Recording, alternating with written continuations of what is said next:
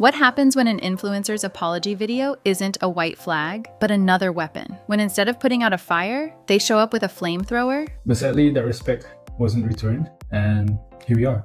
And just to be clear, the purpose of this video is not to bring anyone down. In the world of online drama, a bad apology can be more damaging than the original offense, often becoming a masterclass in manipulation that backfires spectacularly. That's not a hypothetical. It's exactly what just happened with Aemilst. Aemilst's response video was supposed to be her moment of redemption. Instead, it became a labyrinth of deflections, counter-accusations, and self-victimization that only dug her deeper into the hole she was already in. Is to speak our truth and tell the full story to everyone who deserves to know. So a lot has been said about us, especially by this one creator, Hyoga, from accusations to twisted stories and even making fun of our legal process. She tried to reclaim the narrative from her ex-friends Hyoga and Teddy, but only managed to expose more of the manipulative tactics that got her into trouble in the first place. Mocking something sacred just to get a reaction. He mocked our legal action like it was a joke, fully knowing we have been struggling for over a year just to get justice, and he still chose to make fun of it. He also brought up my past even after I apologized, just to turn people against me over and over again. Tried to end things respectfully, but instead of choosing the same, they responded with blame, mockery. In this video, we are breaking down every claim, every subtle jab, and every outright lie from her new response, showing how her attempt to look like the victim accidentally proved she was the aggressor all along. So apparently, according to them, our relationship is fake. Even though we are literally married and we've been together for 7 years. Meanwhile, the one calling us fake just recently got into a relationship, like last year, and he's also the person that has been through lots of girls before settling on the current one. Let's get real for a second. What's the #1 sign for you that an influencer's apology is fake? Is it the blame shifting, the crocodile tears, or the classic, "I'm sorry you were offended"? Drop your red flags in the comments below. I need to know what you think. Before we get into the wreckage of this response, if you're ready for the deep dive, go ahead and hit that like button, subscribe to the channel so you never miss a breakdown, and be sure to turn on all notifications. Now let's get into it. How do you start a response video after being accused of starting a war? By claiming you always wanted peace. It's been a while since the last time we posted a vlog. We honestly didn't plan to make this video, but I'm sure you guys already know what this is about. We feel like everything could have been settled privately with a proper conversation, but since things have been taken to public, our names are already being discussed, we think it's only proper for us to explain our side of stories as well. Yeah. We stayed quiet for a long time, not because we didn't have anything to say, but we felt like there was still space for respect. Aemilst opens her video by stating she and her husband felt everything could have been settled privately and that they stayed quiet out of respect. This narrative, however, crumbles under the slightest scrutiny.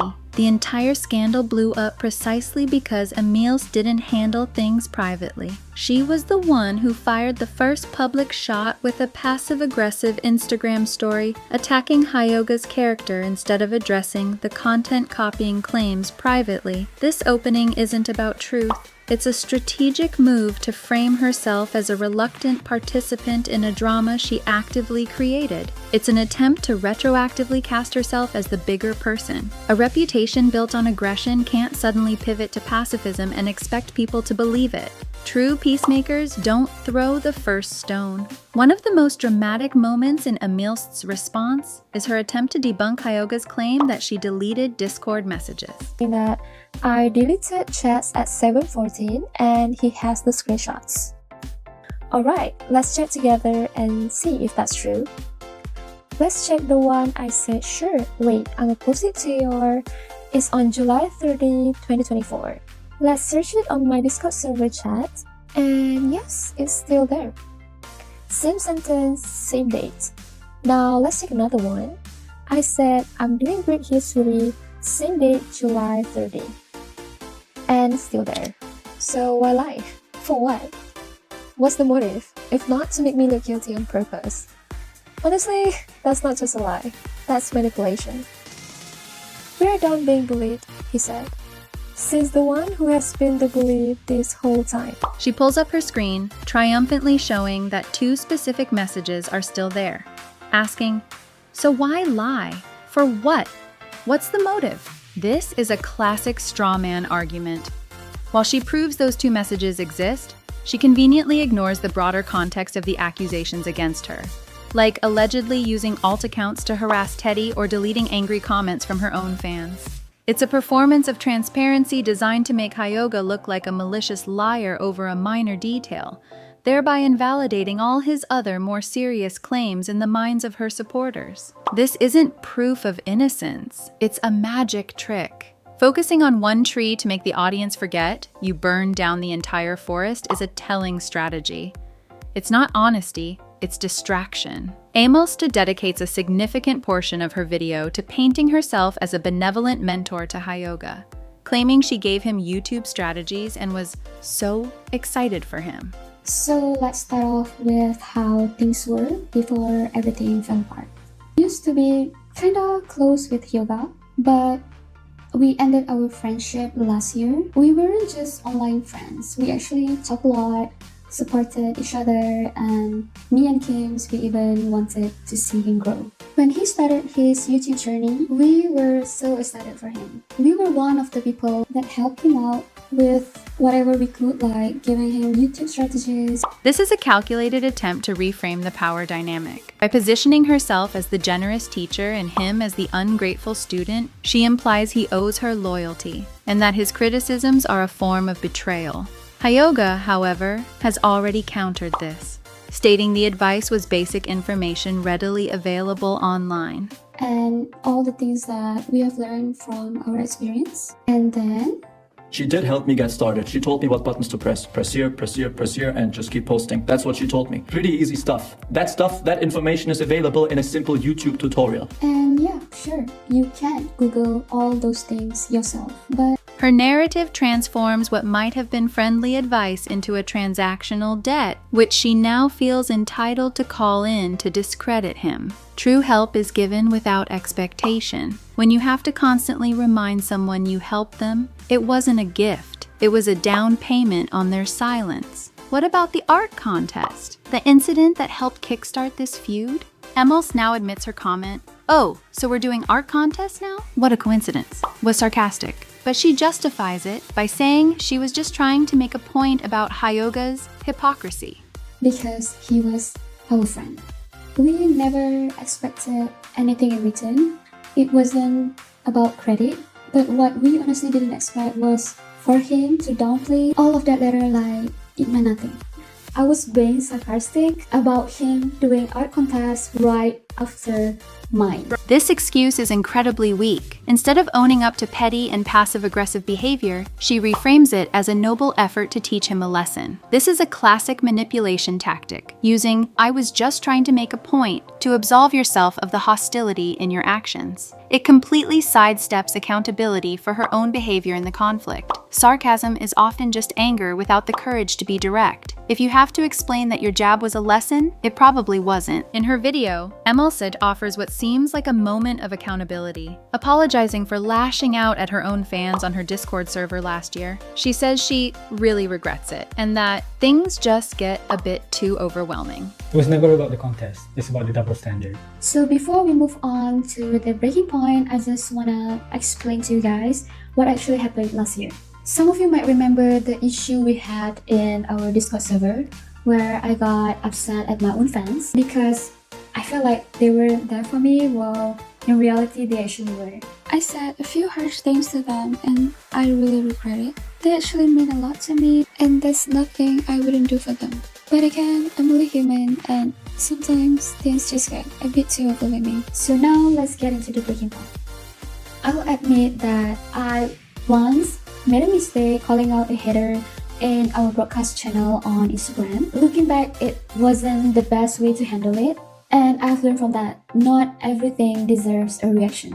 And I want to take this moment to say sorry, even though I've apologized before. While seeming mature, this is a strategic deflection. She is apologizing for a past, unrelated transgression that has already been discussed, to create the illusion of self-awareness. This allows her to avoid addressing the fresh, more severe accusations at hand, the body shaming of Teddy, and the deceptive creation of the entire feud. It's a carefully chosen apology for something old to distract from something new. An apology for a battle you already lost is not accountability. It's a calculated retreat to avoid fighting the war you're currently in. When confronted with accusations of heavily editing her photos, Aemilst's defense is simple. Who doesn't want to look pretty? I edit my photos sometimes. I think it's normal for people to, edit their photos because who doesn't want to look pretty? Who doesn't want to post good photos online, right?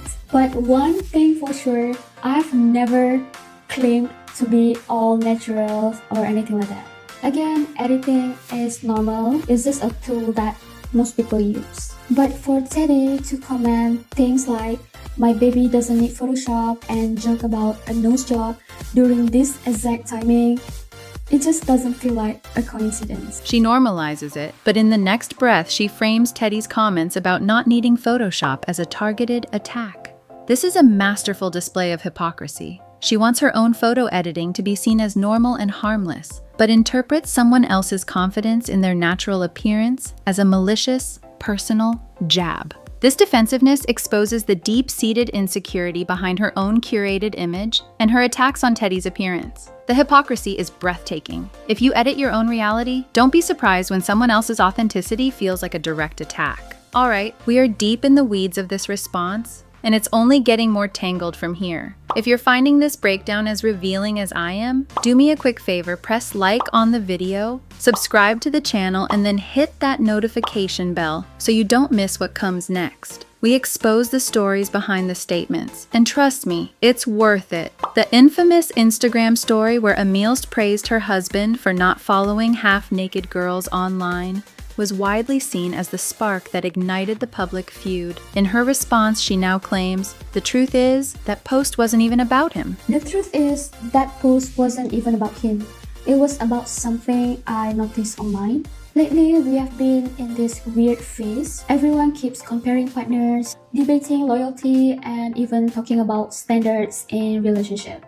I was just expressing my appreciation and defending my husband because people on TikTok were comparing him to some other men out there. She asserts it was just a general comment on a TikTok trend of people comparing partners. This is a blatant attempt to gaslight her audience. Given the timing, right after private tensions with Hyoga and Teddy had surfaced, it's almost impossible to believe it was a coincidence. She's retroactively changing the narrative to absolve herself of starting the conflict, painting herself as an innocent commentator rather than the instigator. Plausible deniability is the last refuge of someone who got caught. The more they insist it wasn't about you, the more certain you can be that it was. Aemilst has long been criticized for creating borderline inappropriate content seemingly targeted at a young audience. Her defense is twofold. First, she claims her analytics show only 20% of her audience is underage, and second, she has always marked her content as not for kids. So next is, are all our fans minors? First of all,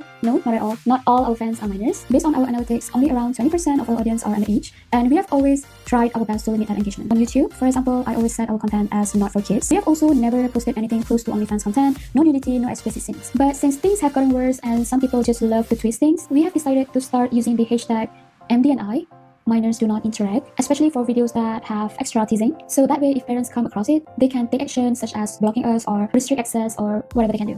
Because honestly, we are not the only creators that post teasing and romantic content. And we are not responsible for who watches us. Because we personally think that should be parents' job. I think that's how it should be. Yeah. It's just sad to see nowadays that a lot of keyboard warriors online are kids. And I think it's really clear that all they need is attention, and not from strangers on the internet. This is a disingenuous argument. An audience of millions means that 20% still represents a massive number of minors. Furthermore, simply checking a box on YouTube doesn't absolve a creator of responsibility, especially when their content style, over-the-top romance and Wattpad-style fantasies, is known to appeal to younger demographics. Her solution of adding a minors do not interact hashtag is performative at best. Claiming your content isn't for kids while using a style that overwhelmingly attracts them isn't an accident, it's a business model. How does Aemilst's husband justify his spicy and often sexually suggestive public comments on her posts? By saying, that's just how I am, and it's our brand. And to those who have mentioned that my comments are inappropriate, that's just how I am. That's just how I tease my wife, and that's how I've always been with her. It's a way for me to show my love to her, and she knows that I never mean them literally. Most of the time it's just teasing. Sometimes it does get spicy. The teasing is also part of our brand, it's our dynamic, it's what differentiates us from other creators, it's how we stand out from the crowd. We're really sorry if that's not your thing, but maybe it's just that you're not our target audience. This defense is a thinly veiled excuse to avoid any criticism of their content's appropriateness. Labeling problematic behavior as a brand or dynamic is a common tactic used by influencers to deflect accountability. It allows them to monetize toxic or cringeworthy interactions under the guise of authenticity. By stating, maybe you're just not our target audience, they are not just defending their content, they are actively dismissing anyone who holds them to a higher standard. Calling toxicity your brand doesn't make it edgy. It just means you've successfully monetized your own red flags. In perhaps the most desperate part of her response, Aemilst attempts to discredit Hyoga and Teddy's relationship by contrasting her 7-year marriage with Hyoga's dating history, noting he has been through lots of girls before settling on the current one. So apparently, according to them, our relationship is fake. Even though we are literally married and we've been together for 7 years.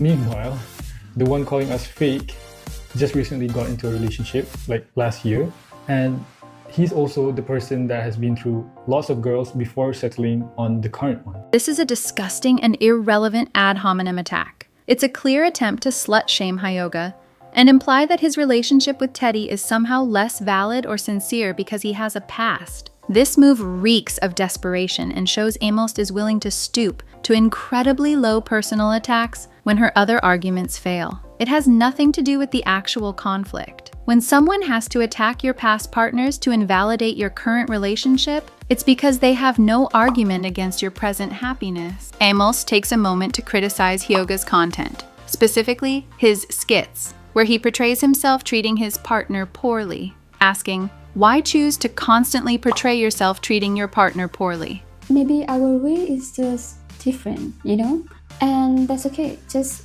don't twist our closeness into weakness just because you don't have it. Since we are still in this red flag topic, we know that most of his videos are skits. We get it, but not everyone can differentiate between jokes and reality.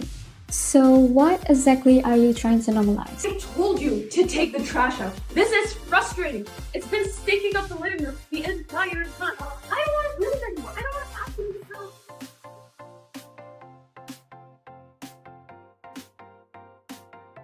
Are you stupid? Out of all the ways to entertain people, why choose to constantly portray yourself treating your partner poorly?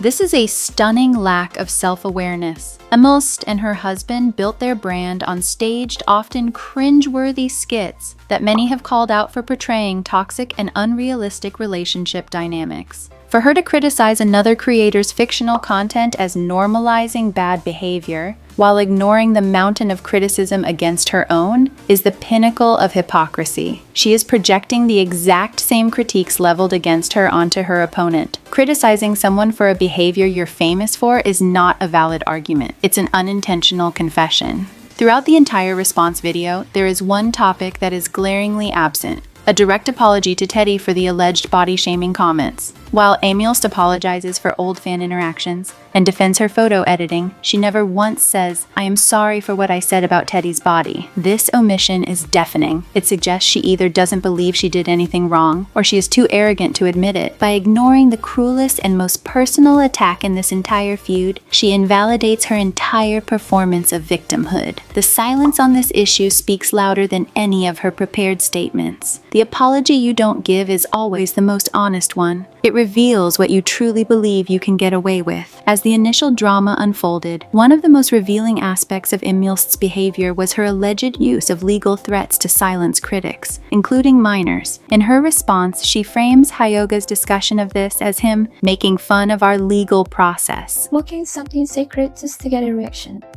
He mocked our legal action like it was a joke, fully knowing we have been struggling for over a year just to get justice, and he still chose to make fun of it. He also brought up my past even after I apologized, just to turn people against me over and over again.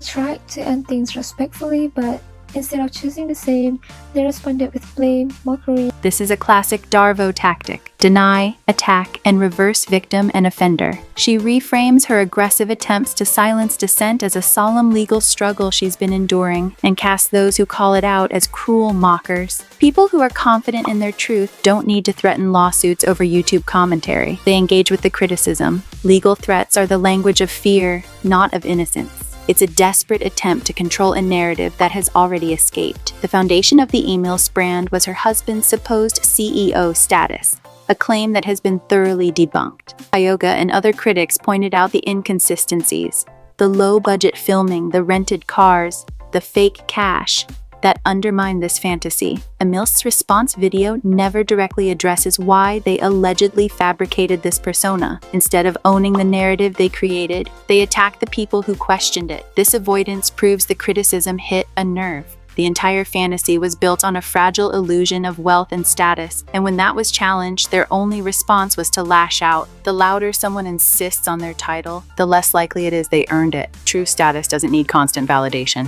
For a long time, Aemilst's loyal fanbase defended her against all criticism. But this feud, and especially this response video, appears to be the breaking point. The comments sections are now filled with former fans expressing their disappointment. The blatant manipulation, the refusal to take accountability for the most hurtful actions, and the hypocritical attacks have become too obvious to ignore. She didn't just lose a friendship with Hyoga and Teddy. She broke the trust of the audience she spent years cultivating. When you build a brand on a fantasy, the truth is the one thing you can never recover from. An influencer's biggest asset isn't their follower count, it's their credibility. And once that's gone, no response video can bring it back. Aemilst's response video is a case study in weaponized victimhood. Every point she makes is framed through the lens of how she has been wronged. Her past kindness was betrayed, her struggles were mocked, her comments were misinterpreted, and her desire for peace was ignored. Is to speak our truth and tell the full story to everyone who deserves to know.